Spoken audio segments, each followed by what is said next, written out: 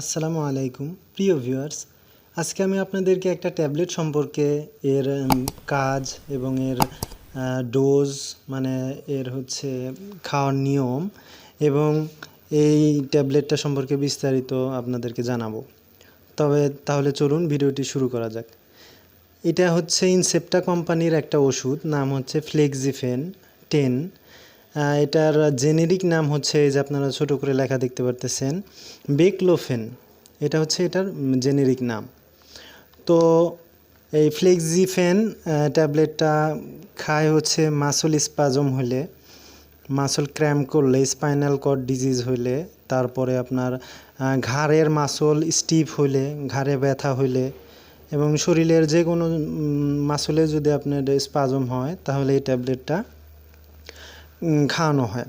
তাহলে এই ট্যাবলেটটার ব্যবহার বিধি সম্পর্কে এখন আমরা জানি। এই ট্যাবলেটটা 5 mg 3 বেলা করে 3 দিন খাওয়া যেতে পারে। 10 mgও 3 বেলা করে 3 দিন খাওয়া যেতে পারে, অ্যাডাল্ট ডোজ। এরকম চাইল্ড ডোজ আছে আপনার 0.3 mg পার কেজি পার ডে। হ্যাঁ, এভাবে এটা খাওয়া যায়। এটার প্রাইস পড়বে আপনার 8 টাকা করে, পার পিস 8 টাকা। এই ট্যাবলেটটা মাসল ক্র্যাম্প করলে, অনেক সময় মাসল টাইনে ধরে, তারপরে হচ্ছে অনেক ব্যথা হয়, হ্যাঁ, এই কারণে এই ট্যাবলেটটা খাওয়া হয়।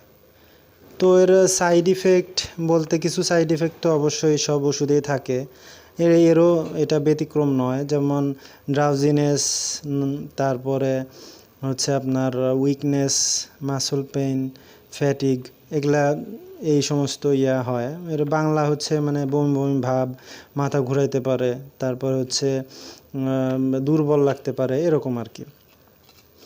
তো এই হচ্ছে ওষুধের বিবরণ। তো আমরা এই ওষুধটা সম্পর্কে জানলাম।